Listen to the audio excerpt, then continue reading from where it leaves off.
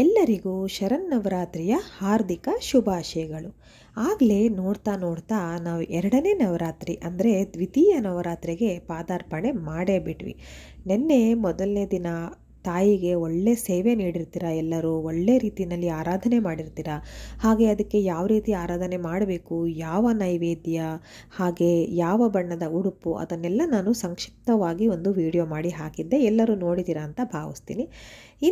ಇವತ್ತು ಎರಡನೇ ನವರಾತ್ರಿ, ಅದ್ರ ಬಗ್ಗೆ ಕೂಡ ಡೀಟೇಲ್ ಆಗಿರೋ ವಿಡಿಯೋ ಹಾಕಿದ್ದೆ. ಇನ್ನು ನಾಳೆ ಮೂರನೇ ನವರಾತ್ರಿ ಅಂದರೆ ತೃತೀಯ ನವರಾತ್ರಿ. ತೃತೀಯ ನವರಾತ್ರಿ ದಿನ ನಾವು ಯಾವ ದೇವರನ್ನ ಆರಾಧನೆ ಮಾಡಬೇಕು, ಹಾಗೆ ಯಾವ ನೈವೇದ್ಯವನ್ನು ಆ ಒಂದು ದೇವರಿಗೆ ನೀಡಬೇಕು, ಹಾಗೆ ಯಾವ ಬಣ್ಣದ ಉಡುಪನ್ನು ಧರಿಸಿ ಪೂಜೆ ಮಾಡಬೇಕು, ಹಾಗೆ ಇನ್ನೊಂದು ಮುಖ್ಯವಾದ ವಿಷಯ ಅಂದರೆ ಯಾವ ಮಂತ್ರವನ್ನು ನಾವು ಪಠಿಸಿದ್ರೆ ತುಂಬಾ ಒಳ್ಳೆಯದು, ಆ ಮಂತ್ರ ಪಠಿಸೋದ್ರಿಂದ ಯಾವ ರೀತಿ ನಮಗೆ ಪ್ರಯೋಜನಗಳಾಗುತ್ತೆ ಅಂತ ಕೂಡ ತಿಳಿಸ್ಕೊಡ್ತೀನಿ. ಅದೂ ಅಲ್ಲದೆ 2 ರೀತಿ ಮಂತ್ರಗಳನ್ನ ಹೇಳ್ಕೊಡ್ತೀನಿ. ಬಹಳ ಸುಲಭವಾದ ಒಂದು ಮಂತ್ರ ಕೂಡ ಇದರಲ್ಲಿ ಒಂದು ಸೇರಿಕೊಂಡಿರುತ್ತೆ. ಹಾಗೆ ನಾವು ಯಾವ ಪದಾರ್ಥವನ್ನು ನೈವೇದ್ಯ ಮಾಡಿದ್ರೆ ಏನು ಅದರಿಂದ ಪ್ರಯೋಜನ ಆಗುತ್ತೆ ಅನ್ನೋದನ್ನು ಕೂಡ ನಾನಿಲ್ಲಿ ತಿಳಿಸ್ತಾ ಹೋಗ್ತೀನಿ. ಈ ವಿಡಿಯೋ ನೀವೇನಾದರೂ ಯೂಟ್ಯೂಬಲ್ಲಿ ನೋಡ್ತಾ ಇದ್ರೆ ದಯವಿಟ್ಟು ನನ್ನ ಚಾನಲನ್ನು ಸಬ್ಸ್ಕ್ರೈಬ್ ಮಾಡ್ಕೊಳ್ಳಿ, ಅಥವಾ ಈ ವಿಡಿಯೋ ನೀವು ಫೇಸ್ಬುಕ್ ಪೇಜಲ್ಲಿ ನೋಡ್ತಾ ಇದ್ರೆ ನನ್ನ ಪೇಜನ್ನು ದಯವಿಟ್ಟು ಫಾಲೋ ಮಾಡಿ. ಇನ್ನು ನಾಳೆ ಮೂರನೇ ನವರಾತ್ರಿ ಅಂದರೆ ತೃತೀಯ ನವರಾತ್ರಿ. ಮೂರನೇ ನವರಾತ್ರಿ ನಾವು ಚಂದ್ರಘಂಟಾದೇವಿಯನ್ನು ಆರಾಧನೆ ಮಾಡಬೇಕು. ಈ ಚಂದ್ರಘಂಟಾದೇವಿ ಶುಕ್ರಗ್ರಹ ಅದಕ್ಕೆ ಅಧಿಪತಿ. ಹಾಗಾಗಿ ಶುಕ್ರಗ್ರಹ ಅಂತ ಹೇಳಿದ್ರೆ ಮನಸ್ಸಿನ ಪರಿಸ್ಥಿತಿ ಆ ರೀತಿ ಅರ್ಥ ಬರುತ್ತೆ. ಮನಸ್ಸಿನ ಗ್ರಹ ಅಂತಲೇ ಹೇಳ್ಬೋದು. ಸೊ ಹಾಗಾಗಿ ನಮ್ಮ ಮನಸ್ಥಿತಿಯ ಏರುಪೇರುಗಳು, ಅದರಲ್ಲಿನ ನೋವು, ಸಂಕಟ ಅಥವಾ ಸಂತೋಷ, ಖುಷಿ, ಅದೆಲ್ಲದಕ್ಕೂ ಈ ಒಂದು ಚಂದ್ರಘಂಟಾದೇವಿನೇ ಕಾರಣಳಾಗಿರ್ತಾಳೆ. ಹಾಗಾಗಿ ನಾವು ನಾಳೆ ಈ ಒಂದು ತಾಯಿನ ಆರಾಧನೆ ಮಾಡೋದ್ರಿಂದ ನಮಗೆ ಮನಸ್ಸಿಗೆ ಒಂದು ರೀತಿ ಸಂತೋಷ ಸಿಕ್ಕತ್ತೆ, ಉಲ್ಲಾಸ ಸಿಕ್ಕತ್ತೆ, ಏನೋ ನಮಗೆ ಗೊತ್ತಿಲ್ಲದೆ ಆಗೋ ಒಂದು ಸಂಕಟಗಳು ಕೂಡ ದೂರ ಆಗುತ್ತೆ. ಅದಕ್ಕೋಸ್ಕರ ಯಾವೆಲ್ಲ ನೈವೇದ್ಯ ಮಾಡಬೇಕು ಏನು ಅನ್ನೋದನ್ನು ಹೇಳ್ತೀನಿ. ಇನ್ನು ನಾಳೆ ಬೂದು ಬಣ್ಣದ ಬಟ್ಟೆಯನ್ನು ಧರಿಸಿ ನಾವು ಪೂಜೆಯನ್ನು ಮಾಡಬೇಕು. ಬೂದು ಬಣ್ಣದ ಬಟ್ಟೆ ಅಂತ ಹೇಳಿ ಈಗ ಮಾಡ್ರನ್ ಬಟ್ಟೆಗಳನ್ನ ದಯವಿಟ್ಟು ಹಾಕ್ಕೊಂಡು ಪೂಜೆ ಮಾಡೋದಾಗಲಿ ಅಥವಾ ದೇವಸ್ಥಾನಗಳಿಗೆ ಹೋಗೋದಾಗಲಿ ದಯವಿಟ್ಟು ಮಾಡಬೇಡಿ. ಆದಷ್ಟು ಸೀರೆಯನ್ನು ಉಟ್ಕೊಳ್ಳೋಕ್ಕೆ ಪ್ರಯತ್ನ ಪಡಿ. ಅಕಸ್ಮಾತ್ ಸೀರೆ ಉಟ್ಕೊಳ್ಳೋಕೆ ಆಗಿಲ್ಲ ಅನ್ನೋ ಪಕ್ಷದಲ್ಲಿ ಚೂಡಿದಾರ್ಗಳು ಆ ಥರ ಬಟ್ಟೆಗಳನ್ನ ಹಾಕ್ಕೊಳ್ಳಿ. ಒಟ್ಟಿನಲ್ಲಿ ಸಾಂಪ್ರದಾಯಿಕವಾಗಾದರೂ ಇರಲಿ, ಅಟ್ಲೀಸ್ಟ್ ಹಬ್ಬದ ದಿನಗಳಲ್ಲಿ. ಒಟ್ಟಿನಲ್ಲಿ ಬೂದು ಬಣ್ಣದ ಉಡುಪನ್ನು ನಾಳೆ ಧರಿಸಬೇಕು. ಹಾಗೆ ಮನೆ ಮುಂದೆ ರಂಗೋಲಿ ಹಾಕಿದಾಗ ಈ ಒಂದು ಬೂದು ಬಣ್ಣದ ಕಲರ್ ಹಾಕಿ ನಾವು ರಂಗೋಲಿನ ಹಾಕೋದ್ರಿಂದ ತುಂಬಾ ಒಳ್ಳೆಯದು. ಒಟ್ಟಿನಲ್ಲಿ ನಾಳೆ ಬೂದು ಬಣ್ಣಕ್ಕೆ ಒಳ್ಳೆಯ ಪ್ರಾಶಸ್ತ್ಯ ಇರುತ್ತೆ. ಇನ್ನು ನೈವೇದ್ಯದ ವಿಚಾರಕ್ಕೆ ಬರೋದಾದರೆ ಹಾಲಿನ ನೈವೇದ್ಯ ಬಹಳನೇ ಶ್ರೇಷ್ಠ ಈ ಒಂದು ಚಂದ್ರಘಂಟಾ ದೇವಿಗೆ. ಹಾಲು ಅಂತ ಹೇಳಿದ್ರೆ ಕೆಲವರು ಏನು ತಪ್ಪು ಮಾಡ್ತೀರಾ ಅಂದರೆ ಹಸಿ ಹಾಲನ್ನು ನೈವೇದ್ಯಕ್ಕೆ ಇಡೋ ಬದಲು ಕಾಯಿಸಿರೋ ಹಾಲನ್ನು ನೈವೇದ್ಯಕ್ಕೆ ಇಟ್ಬಿಡ್ತೀರ. ಇಲ್ಲ ಅಂತಂದರೆ ಹಿಂದಿನ ದಿವಸ ತಂದಿರೋಂಥ ಹಾಲನ್ನು ನೈವೇದ್ಯಕ್ಕೆ ಇಟ್ಬಿಡ್ತೀರ. ಖಂಡಿತ ಈ ಒಂದು ತಪ್ಪುಗಳನ್ನ ಮಾಡಲೇಬಾರ್ದು. ಯಾವುದೇ ಕಾರಣಕ್ಕೂ ಹಿಂದಿನ ದಿವಸ ತಂದಿರೋ ಹಾಲನ್ನು ಇವತ್ತು ನೈವೇದ್ಯಕ್ಕೆ ಇಡೋದಾಗಲಿ ಅಥವಾ ಆಲ್ರೆಡಿ ನೀವು ಕಾಯಿಸಿ ಇಟ್ಟಿರೋ ಹಾಲನ್ನು ನೈವೇದ್ಯಕ್ಕೆ ಇಡೋದಾಗಲಿ ಯಾವುದೇ ಕಾರಣಕ್ಕೂ ಮಾಡಬಾರ್ದು. ಏನಿದ್ರೂ ನೀವು ಹಸಿ ಹಾಲನ್ನು ಅದನ್ನು ನೀವು ದೇವರಿಗೆ ನೈವೇದ್ಯಕ್ಕೆ ಇಡಬೇಕಾಗುತ್ತೆ. ನಿಮ್ಮ ಮನೆ ಹತ್ತಿರ ಎಲ್ಲಾದರೂ ಹಸುದು ದನದ್ದು ಫ್ರೆಶ್ ಆಗಿ ಹಾಲು ಸಿಕ್ಕತ್ತೆ ಅಂತ ಹೇಳಿದ್ರೆ ತುಂಬಾ ಒಳ್ಳೆಯದು. ಅಕಸ್ಮಾತ್ ಸಿಕ್ಕಲ್ಲ, ನಮ್ಗೆ ಆ ಥರ ಅವಕಾಶ ಇಲ್ಲ ಅಂದರೆ ರೆಗ್ಯುಲರಾಗಿ ನಾವೇನು ತಗೊಳ್ತೀವಿ ನಮ್ಮ ಉಪಯೋಗಕ್ಕೆ ಪ್ಯಾಕೆಟ್ ಹಾಲುಗಳು, ಅದನ್ನೇ ಉಪಯೋಗಿಸೋದಕ್ಕೆ ಏನು ತೊಂದರೆ ಇಲ್ಲ. ಆದರೆ ಹಾಗೆ ಹಾಲನ್ನ ತಗೊಂಡು ಅದನ್ನು ಡೈರೆಕ್ಟಾಗಿ ಪಾತ್ರೆಗೆ ಹಾಕಿ ಅದನ್ನು ನಾವು ನೈವೇದ್ಯ ಮಾಡಬೇಕು. ಅದು ಕೂಡ ಒಂದು ಶುದ್ಧವಾದ ಪಾತ್ರೆಗೆ ಹಾಕಿ ನೈವೇದ್ಯ ಮಾಡಬೇಕು. ನೀವು ಇದನ್ನು ಮಾಡಿದ್ರೆ ತುಂಬ ಒಳ್ಳೆಯದು. ಅದು ಬಿಟ್ಟು ನಾನು ಆಗಲೇ ಹೇಳ್ದಂಗೆ ಕೊಳಕ್ ಪಾತ್ರೆಯಲ್ಲಿ ನೈವೇದ್ಯಕ್ಕೆ ಇಡೋದು, ಹಿಂದಿನ ದಿವಸ ತಂದಿರೋ ಹಾಲನ್ನು ನೈವೇದ್ಯಕ್ಕೆ ಇಡೋದು ಅಥವಾ ಹಾಲನ್ನು ಕಾಯಿಸಿ ಆನಂತರ ನೈವೇದ್ಯಕ್ಕೆ ಇಡೋದು ಇದೆಯಲ್ಲ, ಅದು ನಿಮಗೆ ಒಳ್ಳೆಯ ಒಂದು ಶುಭ ಕೊಡೋ ಬದಲು ಅದು ನಿಮಗೆ ಪರಿಣಾಮಗಳು ಏನಾಗುತ್ತೆ ಅಂದರೆ ಕೆಟ್ಟ ಪರಿಣಾಮಗಳು ಬೀಳೋದಕ್ಕೆ ಶುರುವಾಗುತ್ತೆ. ಹಾಗಾಗಿ ಆ ಒಂದು ತಪ್ಪುಗಳನ್ನ ಖಂಡಿತ ಮಾಡಬೇಡಿ. ಆಮೇಲೆ ಹಾಲು, ಹಾಗೆ ಹಾಲಿನ ಬದಲು ನೀವು ಹಾಲಿನಿಂದ ತಯಾರು ಮಾಡಿರುವಂತಹ ಯಾವುದೇ ಒಂದು ಆಹಾರವನ್ನು ನೈವೇದ್ಯಕ್ಕೆ ಇಡಬಹುದು. ಉದಾಹರಣೆಗೆ ಶಾಲ್ಯಾನ್ನ ಇರಬಹುದು, ಅಥವಾ ಹೆಚ್ಚು ಹಾಲು ಹಾಕಿ ಮಾಡಿರುವಂಥ ಹಾಲಿನ ಪಾಯಸ ಇರ್ಬೋದು, ಅಥವಾ ಹಾಲಿನ ಖೀರ್ ಇರ್ಬೋದು, ಅಥವಾ ಹಾಲಿನಿಂದ ಮಾಡಿರುವಂಥ ಯಾವುದೇ ಒಂದು ಬರ್ಫಿ ಇರ್ಬೋದು. ಒಟ್ಟಿನಲ್ಲಿ ಮುಖ್ಯವಾಗಿ ಹಾಲಿನ ಅಂಶ ಅದರಲ್ಲಿ ಹೆಚ್ಚಾಗಿ ಇರಬೇಕು. ಆ ಥರ ಪದಾರ್ಥಗಳನ್ನ ದೇವರಿಗೆ ನೈವೇದ್ಯ ಮಾಡಬಹುದು. ಹೀಗೆ ನಾವು ಹಾಲಿನಿಂದ ತಯಾರು ಮಾಡಿರೋ ಪದಾರ್ಥನ ನೈವೇದ್ಯಕ್ಕೆ ಇಡೋದ್ರಿಂದ ನಮ್ಮ ಮನಸ್ಸು ಯಾವಾಗಲೂ ಸಂತೋಷವಾಗಿರುತ್ತೆ, ಹಾಗೆ ಉಲ್ಲಾಸವಾಗಿರುತ್ತೆ. ಇದು ಯಾಕೆ ಈ ರೀತಿ ಹೇಳ್ತಾ ಇದ್ದೀನಿ ಅಂತ ಹೇಳಿದ್ರೆ, ನಮಗೆ ಕೆಲವೊಂದು ಸಲ ಏನು ಕಾರಣನೇ ಗೊತ್ತಿರಲ್ಲ, ಆದರೂ ನಮ್ಗೆ ಯಾಕೋ ಏನೋ ಒಂದು ಸಂಕಟ ಆಗ್ತಾ ಇರುತ್ತೆ ಅಥವಾ ಏನೋ ಒಂದು ರೀತಿ ದುಃಖ ಆಗ್ತಾ ಇರುತ್ತೆ. ಏನೂ ಇರೋದಿಲ್ಲ ಆ ರೀತಿ ಕಾರಣಗಳು. ಆಮೇಲೆ ಮನಸ್ಸಿಗೆ ಏನೋ ಒಂಥರ ಸರಿ ಇರೋದಿಲ್ಲ. ಕೆಲವು ಸತಿ ಹೇಳ್ತೀವಿ ಅಲ್ವಾ, ಇವತ್ತು ಯಾಕೋ ಏನೋ ಕೆಲಸ ಮಾಡೋದಕ್ಕೆ ಮನಸ್ಸಿಲ್ಲ ಅಥವಾ ಎಲ್ಲೂ ಹೋಗೋದಕ್ಕೆ ಮನಸ್ಸಿಲ್ಲ, ಏನೋ ಒಂಥರ ಏನೇ ಮಾಡಿದ್ರೂ ಯಾವುದಕ್ಕೂ ಮನಸ್ಸಿರೋದಿಲ್ಲ ಅಂತ ಹೇಳ್ತೀವಲ್ವ. ಇದಕ್ಕೆಲ್ಲ ಮುಖ್ಯವಾಗಿ ಶುಕ್ರ ಗ್ರಹನೇ ಕಾರಣ. ಆ ಶುಕ್ರ ಗ್ರಹಕ್ಕೆ ಈ ಒಂದು ಚಂದ್ರಘಂಟಾದೇವಿ ಅಧಿಪತಿ ಆಗಿರೋದ್ರಿಂದ ಆ ತಾಯಿನೇ ಇದಕ್ಕೆಲ್ಲ ಕಾರಣ.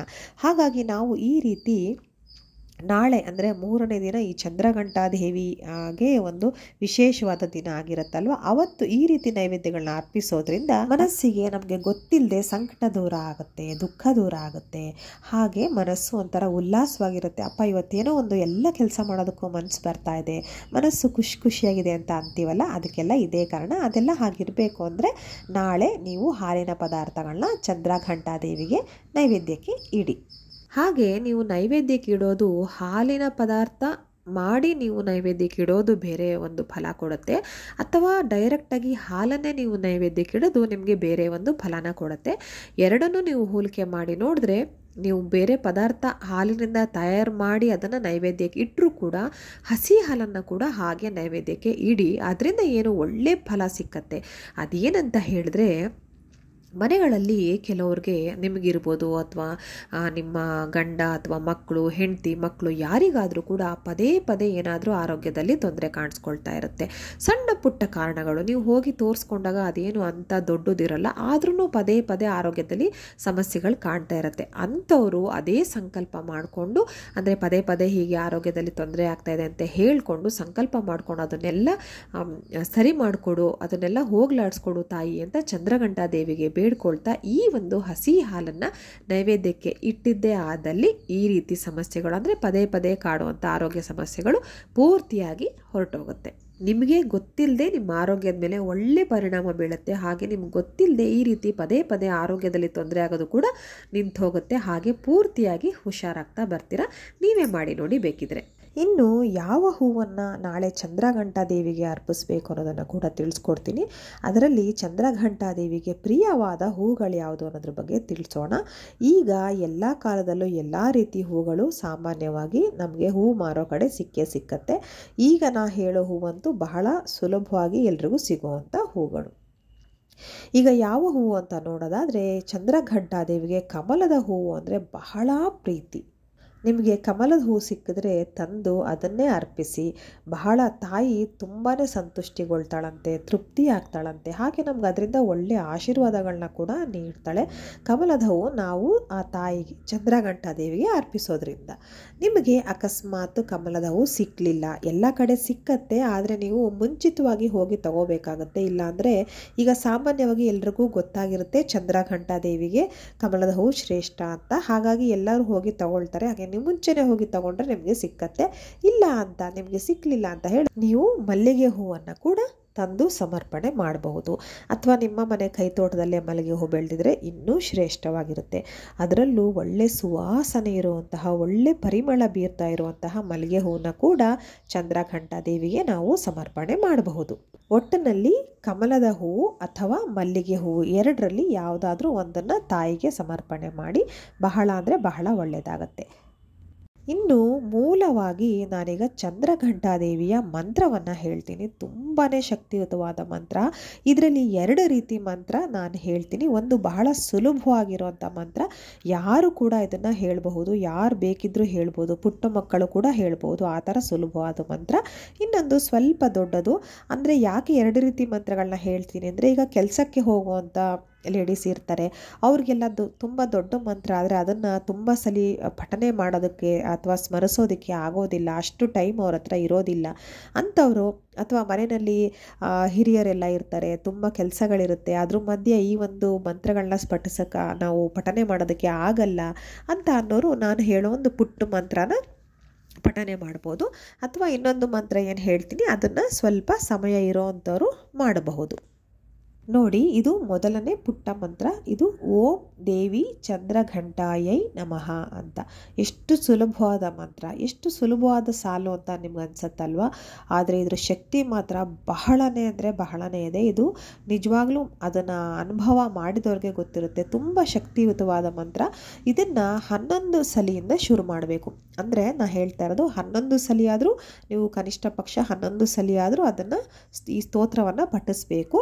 ಅದಾದ ನಂತರ 11, 21, 51, 101 ಹೀಗೆ ಹೇಳ್ತಾ ಹೋಗ್ಬೋದು. 108 ನೀವು ಅದನ್ನು ಸ್ಮರಣೆ ಮಾಡಿದ್ದೆ ಆದರೆ ತುಂಬಾ ಶಕ್ತಿಯುತವಾದ ಮಂತ್ರ ಇದು. ನಿಮ್ಮ ಆರೋಗ್ಯ ಸಮಸ್ಯೆ ಆಗಲಿ ಅಥವಾ ನಿಮ್ಗೆ ಯಾವುದೇ ಒಂದು ನಕಾರಾತ್ಮಕ ಶಕ್ತಿ ಕಾಡ್ತಾ ಇರುತ್ತೆ, ಏನೋ ಒಂದು ಕೆಲಸ ಮಾಡಬೇಕು ಅಂತ ಹೋಗ್ತೀರಾ, ಅದು ಅರ್ಧಕ್ಕೆ ನಿಂತ್ಕೊಳ್ಳುತ್ತೆ, ಅಥವಾ ಕಂಟಿನ್ಯೂ ಮಾಡೋದಕ್ಕೆ ಬೇರೆಯವರಿಂದ ಅಡ್ಡಾಗೋದಕ್ಕಿಂತ ಮುಂಚೆ ನಿಮಗೆ ಅದನ್ನು ಮಾಡೋ ಮನಸ್ಸು ಬರೋದಿಲ್ಲ. ಅದೆಲ್ಲದಕ್ಕೂ ನೀವು ಇದನ್ನು ಓದ್ತಾ ಬಂದರೆ, ಇದನ್ನು ಸ್ಮರಣೆ ಮಾಡಿದ್ರೆ ನಾಳೆ 108 ಬಾರಿ ನಿಮ್ಗೆ ಎಷ್ಟೋ ಒಂದು ರಿಲೀಫ್ ಸಿಕ್ಕತ್ತೆ. ನೀವೇ ಇದನ್ನು ಮಾಡಿ ನೋಡಿ. ಇನ್ನು ಎರಡನೇ ಮಂತ್ರ ಯಾವುದು ಅಂತ ನೋಡೋದಾದರೆ, ಇದು ಸ್ವಲ್ಪ ದೊಡ್ಡ ಮಂತ್ರ.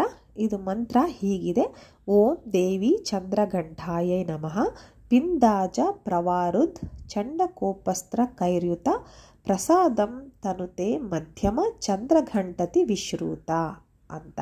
ಈ ಒಂದು ಮಂತ್ರ ಮುಂಚೆ ತೋರಿಸಿರೋ ಮಂತ್ರ ಎರಡನ್ನೂ ಇಲ್ಲಿ ಡಿಸ್ಪ್ಲೇನಲ್ಲಿ ಹಾಕಿರ್ತೀನಿ. ಇದನ್ನು ನೀವು ಸ್ಕ್ರೀನ್ಶಾಟ್ ತೊಗೋಬೋದು ಅಥವಾ ಎಲ್ಲಾದರೂ ಒಂದು ಕಡೆ ಬರೆದಿಟ್ಕೋಬೋದು. ಎರಡೂ ಮಂತ್ರಗಳು ತುಂಬಾ ಪವರ್ಫುಲ್ ಮಂತ್ರ ಅಂತಲೇ ಹೇಳ್ಬೋದು. ನೀವು ನಾಳೆ ಮಾತ್ರ ಅಲ್ಲದೆ ನಿಮಗೆ ಯಾವಾಗ ಮನಸ್ಸಿಗಂತರ ಸಮಸ್ಯೆ ಆಗುತ್ತೆ ಅಂತ ಅನಿಸುತ್ತೆ, ಆಗ್ತಾ ಇದೆ ಅಂತ ಅನಿಸುತ್ತೆ, ಏನೋ ಒಂಥರ ಬೇಸರ ಇರುತ್ತೆ, ಒಂಥರ ಎಲ್ಲದರಲ್ಲೂ ಮುಂದೆ ಹೋಗೋಕೆ ಆಗ್ತಾ ಇರಲ್ಲ ಅನ್ನೋ ಸಮಯದಲ್ಲಿ ಕೂಡ ಇದನ್ನು ನೀವು ಪಠನೆ ಮಾಡ್ಬೋದು.